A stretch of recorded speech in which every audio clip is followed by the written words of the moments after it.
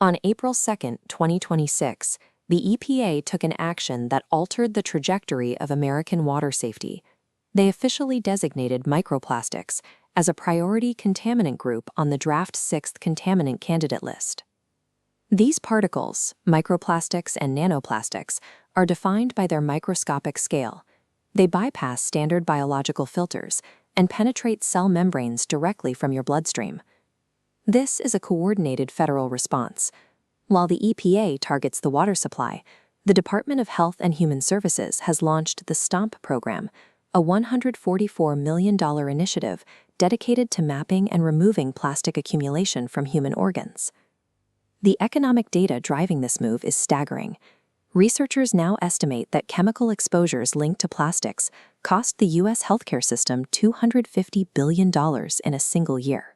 This mandate marks the end of viewing plastic as a distant ecological concern. The federal government now formally classifies it as a systemic human health crisis. To see why the government is moving so fast, we have to look at the data appearing in our own tissues. We are no longer discussing potential exposure. We are measuring a growing presence inside our bodies. In 2024, the New England Journal of Medicine analyzed carotid artery plaques removed from surgical patients. They found microplastics and nanoplastics embedded directly within the arterial blockages of nearly 60% of subjects. This bar chart shows the clinical stakes. Over a 3-year follow-up, patients with plastic in their arterial plaque were 4.5 times more likely to experience a heart attack, a stroke, or death. A 2025 Nature Medicine study of human brain autopsies shows the brain acts as a magnet, containing concentrations 7 to 30 times higher than the liver. Most troublingly, between 2016 and 2024, microplastics in brain tissue spiked by 50%. Scientists believe this happens through lipid hijacking. Because plastics are lipophilic, they bind to fats in our diet and use them as a vehicle to cross the blood-brain barrier. These particles are not sitting idle in our tissues. They are accumulating in critical organs, turning long-term environmental exposure into acute medical risks. Even with the federal government sounding the alarm, your local municipal water infrastructure is not going to change overnight. This timeline shows the reality of the Safe Drinking Water Act. It will take years to set limits, and likely a decade before cities are required to meet them. Since we cannot wait for the 2030s, we use this ROI matrix to prioritize household actions. We want to focus on the top left quadrant, actions requiring minimal effort or cost, but producing the largest drop in your daily plastic exposure. In the absence of immediate government protection, the best strategy is to rank and adopt solutions based on the highest possible health yield for the lowest personal friction. The highest ROI actions on the matrix are completely free. The first step is the total elimination of single-use bottled water. A 2024 study from Columbia University utilized advanced laser imaging to look at particles that previous technology missed. They found that bottled water is a concentrated source of nanoplastics. This visualization shows the density they discovered. On average, a single liter of bottled water contains 240,000 detectable plastic fragments.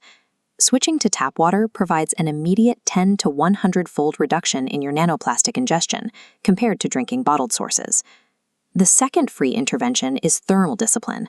When you microwave food in plastic containers, the heat causes the polymer to blister and shed millions of microplastics directly into your meal. Transferring your food to glass or ceramic before heating eliminates this specific exposure pathway entirely. By simply changing how you drink water and heating food, you remove the most aggressive, high-density sources of plastic from your life without spending a dollar.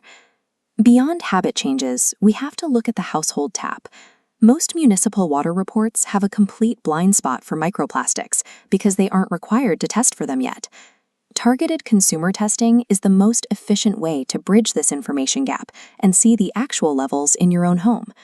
While industrial lab fees can run up to $800, a new generation of consumer microplastic tests provides accurate, quantified results for about $99. Use this data to justify your next move. If your tap tests clean, you've saved hundreds on unnecessary equipment. If adjusting shows high plastic contamination, an under-sink reverse osmosis system is the most effective hardware solution. These systems require an initial investment and regular filter maintenance, But the trade-off is the removal of over 99% of micro and nanoplastics from your drinking water. Investing in your own testing and filtration provides a controlled baseline of safety, allowing you to bypass the long wait for municipal upgrades. You cannot live a zero plastic life, but you can achieve a massive reduction in your household's total burden by taking 3 strategic steps. This decision tree maps your next 24 hours. Start with the behavioral branch. If you drink bottled water or microwave in plastic, stop immediately. This is your highest ROI action. Next is the data branch. If you don't know the plastic levels of your tap water, order a $99 test to establish your true exposure risk. Finally, if your localized testing reveals high contamination, invest in a reverse osmosis system to secure your home's water supply. The ETA has finally recognized the threat, but protecting your household requires taking localized, strategic action right now.